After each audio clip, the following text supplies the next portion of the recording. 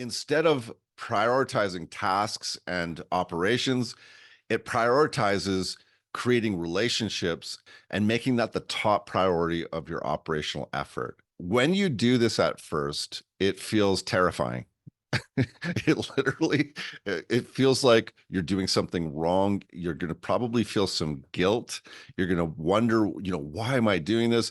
You may even fear for your job. Welcome to Safe Space Made Simple, a practical podcast that guides clinical leaders and healthcare managers to create trust and support with their teams. I'm your host, Trace Hobson.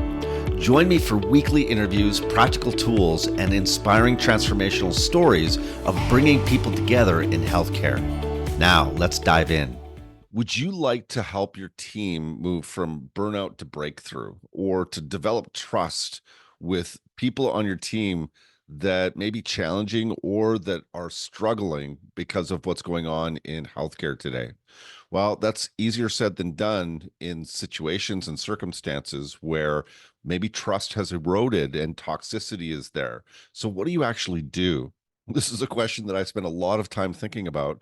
And so in today's episode, I'm talking with you about relational equity and how to build it on a team. Now, if you stay to the end, I'm also going to share with you how to get access to a free ebook that I created called From Burnout to Breakthrough: How to Create Relational Equity on Healthcare Teams. Now, without further ado, let's get right into today's show. Hey, everybody, welcome to another episode of Safe Space Made Simple. This podcast was something that I started to generate a safe space for clinical leaders, managers, and executives to come together and talk about what it is that they're doing in our healthcare system in British Columbia to create and generate a safe space for themselves and for others.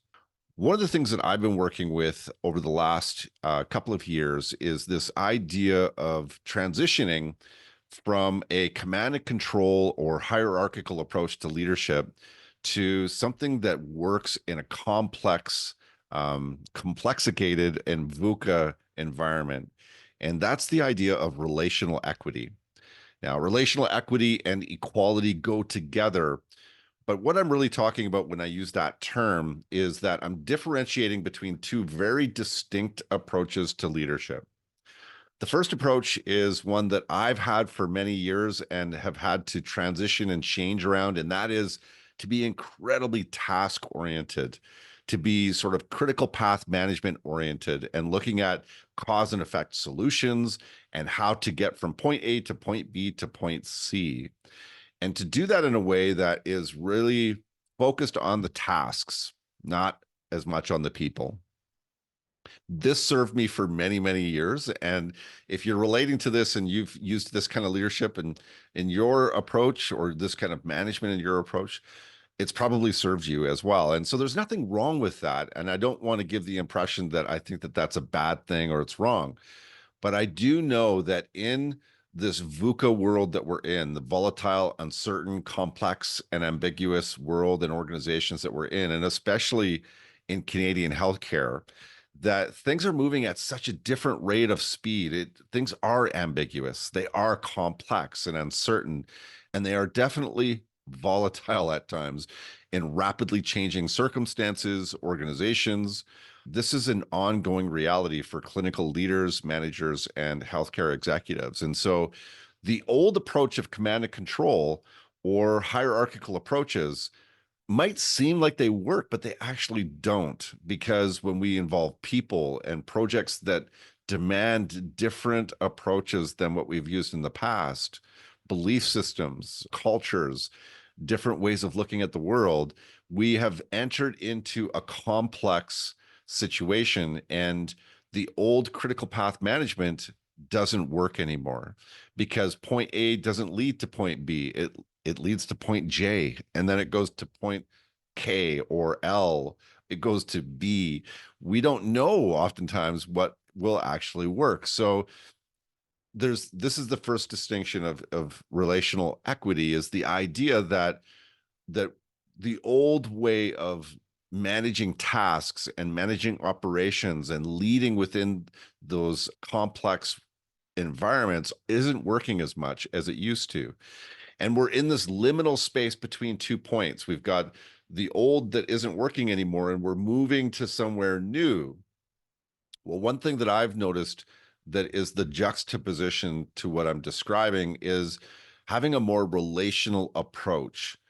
And this happens when when I've had to sort of bite the bullet and tie a knot and leave my office closed and my email closed and move out into the field or onto the floor and spend time with the people that I work with, not with an agenda to get more things done, but with an agenda to actually connect with people and get to know them and understand how I might support them and help them to do the work that they're there to do. And leaders who make this transition discover something profound.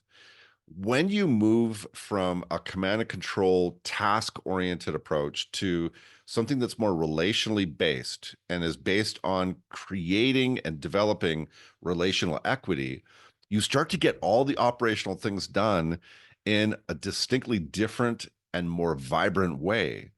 The people that you want to work with or that you need to work with on your team begin to notice you and experience you in a different way when you show up primarily with your presence and you show up with a primary agenda of getting to know them and supporting them to be the best that they can be. Now, I'm not going to lie, this doesn't actually change things next week. It takes time. It's simple, but it's not easy. And it's something that takes courage and compassion and self-acceptance, vulnerability and awareness to be able to do this. Conscious awareness is a key to making the transition that I'm describing. And so when you start to look at the possibility of doing this, you're going to want to go, well, what's the business case? What's the ROI? And that's where I came up with this idea of relational equity. It's a term that really, instead of prioritizing tasks and operations, it prioritizes creating relationships and relational equity and equality with everyone and making that the top priority of your operational effort. And when you do this at first, it feels terrifying. It literally, it feels like you're doing something wrong. You're going to probably feel some guilt. You're going to wonder, why am I doing this? You may even fear for your job because some of the things you're going to be doing are going to be pressing pause on the KPI activities or the OKR activities and pressing play on developing relationship with your people that's vibrant. And the first objection that I always hear from clients, and I heard from myself as well, is, okay, that's great, but where do I find the time to get all the things done that I need to get done when I'm doing this with my people and developing relational equity? Well, that's a great question. At first, as I said, it's not easy. Over time, the exponential results that you get, the ROI on relational equity, far outstrips anything that you can do in command and control models because we're not talking about something linear. We're talking about something that is non-local. And when you decide to do this with your people and develop relationships, you can't possibly predict how it is that you're going to get things done.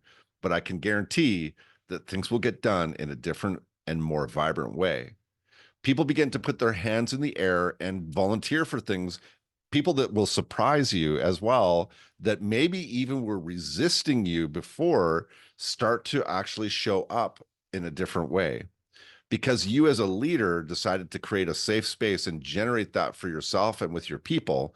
The relational equity starts to rise and people get the heart of who you are instead of just constantly being in task mode. When that happens over time, it might take as long as 3 months or 6 months or 9 months. Eventually, though, people begin to experience you and want to help you and are inspired and enrolled to do just that. There are 3 phases or steps that you can take to build relational equity. And a lot like the Russian nesting dolls, if we go, from the largest phase to the next phase to the first phase, it's about relational equity that starts to become built and developed inside of you. So, how do you do that? How do you build relational equity inside of you? Well, the first place to start is to notice the activations that happen when you start to consider doing what I'm describing. As you start to consider what I'm saying and you start to think that through and how you might actually do it, invariably there's going to be a number of different things that comes up as resistance. And there are three categories for resistance that come up. The first one is complaints. You're going to have complaints about this, or you're going to have criticisms about it, or you're going to have condemnations about it. And all of those are fine. There's nothing wrong with any of those. All of those really are just a symptom of resistance to something new. And they're the thread to pull on to begin to work within yourself in the areas that are asking for relational equity inside of you.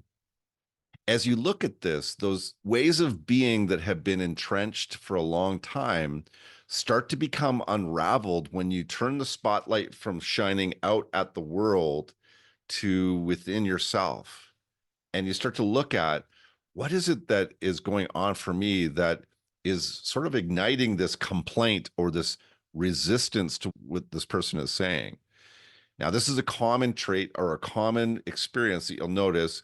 You might be noticing it right now in listening to this recording, or you might notice it in your day-to-day conversations where people can sometimes just become a bit of a means to an end and a box to tick off the list. You know, how's the weather today? How about those Canucks? How about this? How about that? You kind of go through the pleasantries and then you move into what you're really there for, which is the content or the task that you want to get done. Well, my suggestion is to actually notice what happens for you when you slow down to the speed of your presence, when you decide to be present with people. How is that for you? I know for me, when I first started to do this, it was incredibly activating and very, very difficult. I had trouble even just taking one deep breath and letting go of my agenda and the things that I had to get done and all the things, the phone in my pocket that was going off and the email I have to, you know, the deal. So at first, taking that deep breath, that first deep breath, that first conscious breath into your body begins to facilitate you to be able to notice the complaints and observe them from a different perspective than being sort of in them. And once you notice this complaint or a criticism or a condemnation, you can slow down and acknowledge that. You can also take a moment and appreciate the way that that has served you to be sort of in that complaint. It's probably driven you forward in different ways that has helped you. Nothing wrong with that. And you can probably take a moment and notice the ways that you can appreciate that this can become a trap for you as well. Or it's, you know, can you appreciate the ways that it's no longer serving? And so you take a moment to do that. Then you can actually take a moment to accept that everything is as it is, and resisting it is futile. It doesn't work. Can you change anybody around you? Can you change anything that's going on?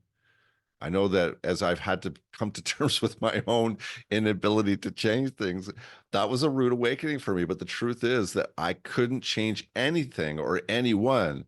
All I could change was happening inside of me. And so that's the place of appreciation and then acceptance. And when you accept that and let go of trying to make things different, does that provide you with a little bit more insight within yourself?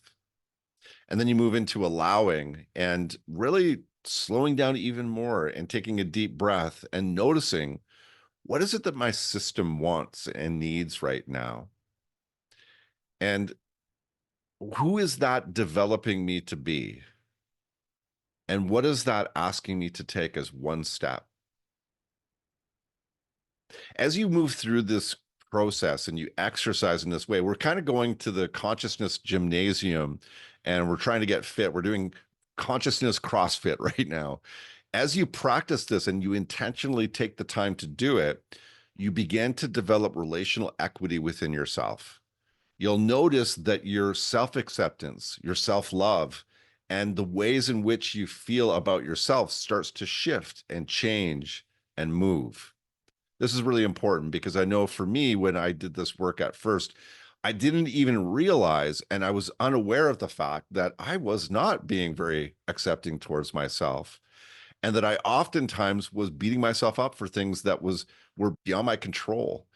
But when I started to slow down to the speed of my presence and do this kind of work, I noticed, wow, I actually can give myself what I need and want. I don't need anybody else to do that for me. I can actually do it. I don't need my boss to do it. I don't need my spouse to do it or my family to do it. I actually can give it to myself in the here and now. And this is what I call generating a safe space. And that relational equity starts with you. There's also a sense of equality that begins to raise in this work as well, because when you're in command and control, it can be dehumanizing for people. And so, what this does is it actually puts everybody on an even playing field. It doesn't matter whether you're a manager or a director, an executive. It doesn't matter whether you're on the front line of the work that you're doing or you're coordinating that work. Everyone is a human being and needs to be humanized and level, even though they might have different roles on the team. And so equality is connected to relational equity. And when you have relational equity that's building inside of you, you can begin to notice that everybody is equal in this situation. There's nobody higher or lower. We're all there to do a job. Now, when that happens, when teams actually feel that and they're with their boss and they feel equal to them, and their boss recognizes and acknowledges that everyone is equal to them as well, it creates a support system that is expansive. And so relational equity moves from the individual to now building it in the space between you and other people. You as a leader can go into those relational interactions and conversations recognizing that you're like everybody else, and then you can carry that forward in the space between. Now, Virginia Satir, one of the people that I admire that has passed away, that started systemic work and really was the first sort of subject matter expert that I followed to understand how to do systemic work within myself, within my family, and within my teams. She had a saying that went like this: it's peace within, peace between, and peace among. And what she was describing there is the three phases of relational equity that I'm talking to you about. So peace within is relational equity within myself. Peace between is relational equity in the most powerful space that we have between us and other people, and that's the relationship space. And then peace among is the collective, the larger community. In some cases, it's the team as well. And so relational equity starting with you then flows out to other people and is developed in the space between you and others in the way that you show up. And generating a safe space, a psychologically healthy and safe space, as well as a neurobiologically safe space, is critical to being able to be an advocate and somebody who embodies in the space between you and other people.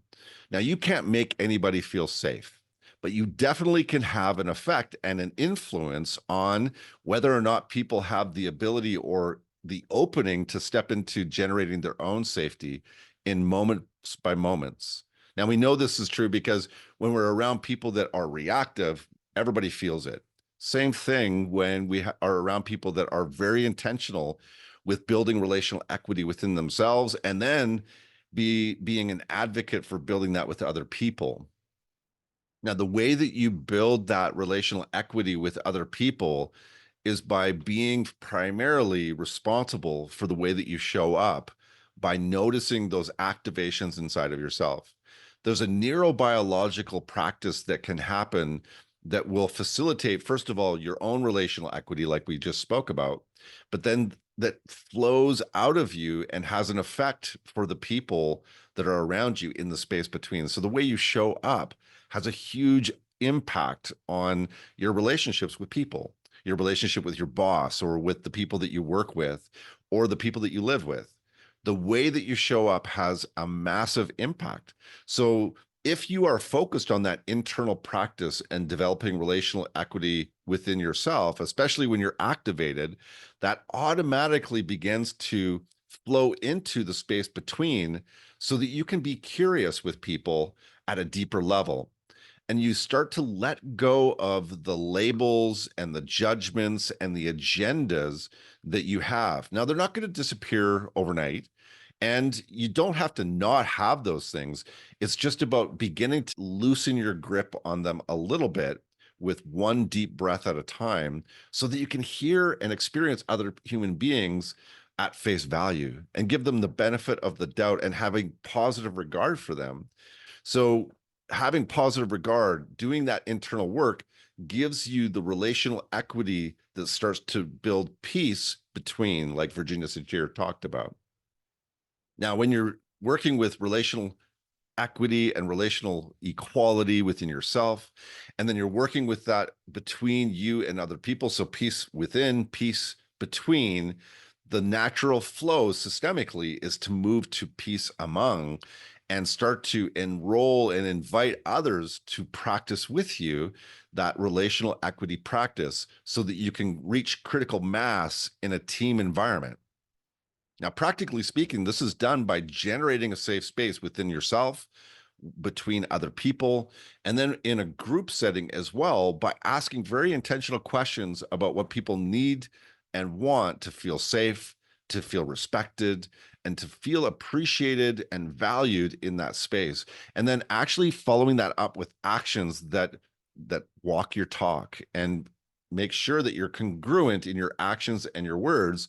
When you do that, you practice that consistently within yourself and with people around you, it starts to build a critical mass for a team that creates a systemic ripple effect. People begin to have a support system in an environment like this where relational equity is used, and we start to move to a model of shared leadership that's based on relationship so that the leaders, the identified leaders, aren't doing everything by themselves. They're actually facilitating leadership that's going on at all levels within the team.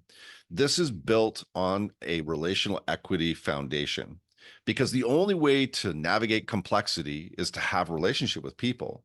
And if you think about it, when we're in really intense situations, if we have strong relationships with the people around us, everything just sort of falls away and we just do what is necessary, focusing on a primary purpose and focusing on what it is that we're wanting to do together. And all the other stuff falls away. You know, personality differences, conflicts, they're not important anymore because we're incredibly focused on our primary purpose and the reason why we're together. Now, when you work on relational equity within and between and among, what starts to happen is a support system that breathes life into the culture of a team. As you work on this, there's natural byproducts that start to show up that organizations are spending millions of dollars to try and manufacture. Things like engagement or retention or recruitment. These things happen naturally when we focus on developing relationships with each other and connections with each other that are real and vibrant. It's also in this kind of an environment where we walk up to issues and have powerful communications about what's working and what's not working and don't shrink back from anything. One of the misconceptions that people have of a safe space is that you're not really talking about anything that's relevant or real, and you're shrinking back from having tough conversations. Actually, the opposite is true. In a safe space, it creates a foundation and an environment where we walk up to everything and talk about all of it. And that also is connected to facilitating more intimate and deep relationships as well. And if you think about this, it really stands to reason when you're in a family, for instance, and the family has a fight or somebody, you have a fight with your spouse, it's always in the process of navigating those difficult times, those difficult conversations that people either come together and get deeper in their relationship or they separate and go in a different direction. And so what facilitates this is relational equity. When you decide to notice what your part is and stay on your side of the street, creating that relational equity internally so that you can show up in that space between in a way that really serves you and serves the people around you. And then also serves the collective and the larger system at the same time. All right, so that's the end of the content that I created for relational equity and equality. And it gives you some steps that you can take as well. And I hope that it served you. If you have any questions or comments, please reach out to on LinkedIn or by email, and I'd be glad to have a conversation with you. Otherwise, as you go away from here and you start to practice this in your leadership and in your life, I hope and trust and encourage you to be a safe space.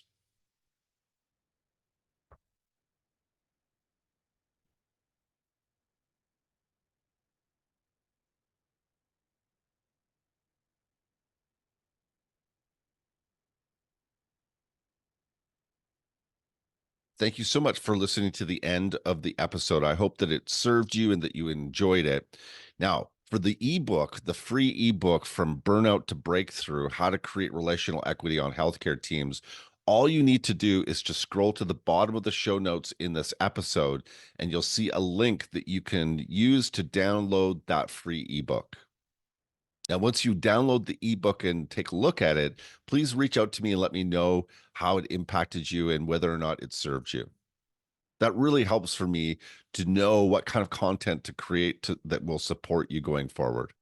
All right, so go ahead and scroll to the bottom of the show notes and download that ebook and take a look at it to see how to take your team from burnout to breakthrough and to develop relational equity on your team.